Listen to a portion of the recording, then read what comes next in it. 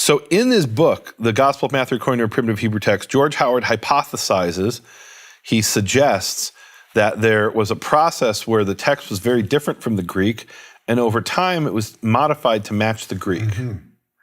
What we are looking at right here on the screen is the smoking gun that proves Howard's hypothesis. Wow. So we have there the 4 words written above the line, and it gets better. So these 4 words were written above the line, and in all of the manuscripts from the A group, those words appear, but in all the other manuscripts, they're not written above the line, they're in the body of the text.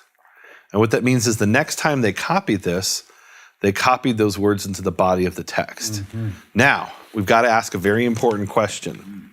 How do we know that they copied those words into the body of the text from above the line? Maybe they were in the body of the text in all the other A group manuscripts, and then in one of them they left it out, so they came and they fixed it, right? And they added it above the line. That's always a possibility. So here's one piece of evidence. It seems that in every place where there's writing above the line, so far as I've been able to see so far, and if I find different, I'll share with the people. But in several instances, whenever there's writing above the line, in manuscript Q, and a lot of places in manuscript Q where there's writing above the line, in those very same places, those words are missing from the B group, right? So it seems that manuscript Q is that link, the missing link between, there's a bunch of words that are not in the text in the B group, and then the A group, they're in the text, and in Q, they're written above the line. Now, certainly you're going to tell me this, Nehemia. You did that on purpose. You purposely titled that manuscript Q, because all through my seminary, all through my studies, we always talked about Q. There's Q. Q is the thing that's missing. But is it just... So Q in New Testament studies is the source. Right. It's a complete coincidence. God incidence. Oh, God incidence, sure. Okay. I don't know. Yeah. So the reason I called it Q is that Howard listed his manuscripts A, B, C, D, E, F, G, H. Right? He had 8 manuscripts plus the British Library he didn't give a letter to. I call that manuscript Z. Right, so just from Howard, I've got 9 manuscripts, and then I sat down at the National Library of Israel at the Institute of Microfilmed Hebrew Manuscripts and started looking for more manuscripts. And as I looked for them, I gave them letters: J, K, L, M, N, O, P, and Q. And it's simply in the order that I found it, right? What? And how did I find it? I did all kinds of different complicated searches, right? Because they're not always, sometimes it's part of the Shem Tov's Hebrew Matthew, sometimes it's not part of Shem Tov's Hebrew Matthew, it's a thing by itself. Yeah. So, there are 3 manuscripts, 2 of which are copies of the first one. And how do I know that 2 are a copy of the first one? So, it's very common in manuscripts to have something called a colophon. Yes. A colophon is information written when you're done writing a manuscript or done with a certain section of the manuscript. And the colophon gives information about who wrote it, who copied it. So manuscript Q has a colophon, not from the original author, but from the copyist who copied that particular manuscript.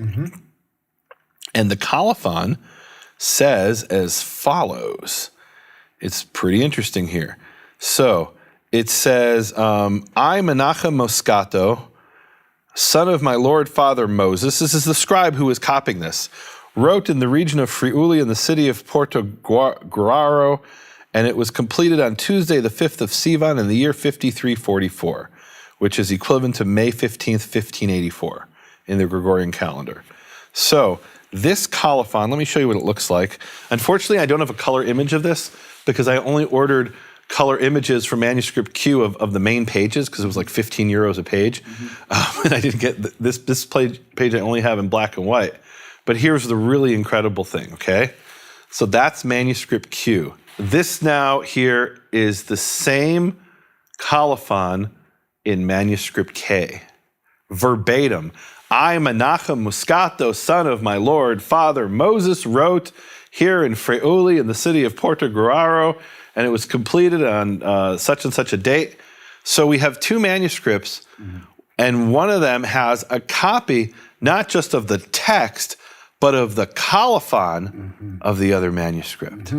So that means we can say quite definitively that K is a copy of Q. And here's where it gets really exciting, Keith. So in Q, those 4 words are written above the line. Right. In K, which is a copy of Q, to the point where it even has the same colophon, those 4 words are in the body of the text. Oh! So, George Howard in 1987 hypothesizes that we have a bunch of differences between the manuscript. Over time, there's a process of making the and those 4 words are in the Greek. Did I mention that? Absolutely. The 4 words that are not in the British Library, they're not in the B group, they're only in the A group, those 4 words are in the Greek. So Howard's hypothesis was, well, originally Hebrew Matthew, as Shem Tov wrote it, had a lot of differences from the Greek, and over time it was modified to match the Greek. And here we have the smoking gun, where the scribe wrote those 4 words above the line, and then in the next copy of that exact manuscript, the 4 words are in the body of the text. Now, Nehemia, listen. I'm done. You can't be done, because I got to ask you a controversial question. Yeah. There's no answer to this. I have a theory. Yeah. So, in the Greek, it says, and the prophets. In other words, it's Torah and the prophets. Right. Now, I'm just throwing this out. Why might the Greek want to do that? It's a good question. Why do you think so I have a theory, but I want to hear yours first. I have a theory too, because we're going to deal with this later in the episode. But here's the thing. Yeah. And again, I don't want to go too far, but I at least have to say this. At that time, this is what Howard says. At that time, I love that he did that, Ba'etahi, Jesus said to his disciples, "Do not think I came to annul the Torah, but to fulfill it." And that the English says, the Torah and the prophets. Well, maybe that same people that were, trying to, how you might say... Abolish the Torah? Or no, maybe I should put it this way. Theological. Yeah. Maybe there's a theological issue here. In other words, if he is coming to fulfill it, that it needs to be the Torah and the prophets. Just a thought. Okay, in other words, so if you look at, and let's put it this way, if you look at the verses that according to the New Testament that Yeshua fulfilled, what percentage of those are in the Torah versus the prophets? Exactly. And a much higher percentage are in the prophets. And so, in other words, what I think you're suggesting, and this is what I was thinking too, is that if you're focusing on the word to fulfill, and the word to fulfill there means, as it's understood by most Christians, I think, that to fulfill the law and the prophets means through the messianic prophecies. Right? Isaiah said he would be born of a virgin. I've now fulfilled it through being born of a virgin, right? So if that's your understanding of what fulfill means, I understand why you would add in and the prophets. What I love about this, here's what to me is so powerful about textual criticism. I could say, well, the wind is blowing that way, and therefore I prefer the Greek versus the Hebrew.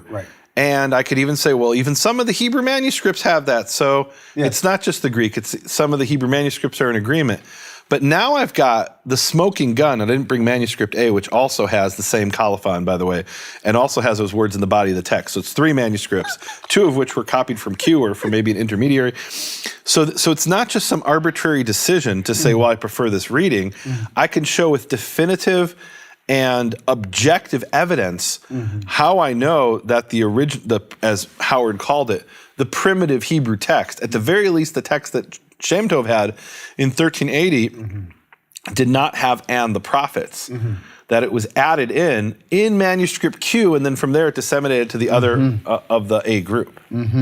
So that's what I love about textual criticism, is it gives me the tools. It's like a toolkit, that it gives me the ability to objectively deal with this kind of issue and answer it, not just from my opinion or my theology, but in an objective way.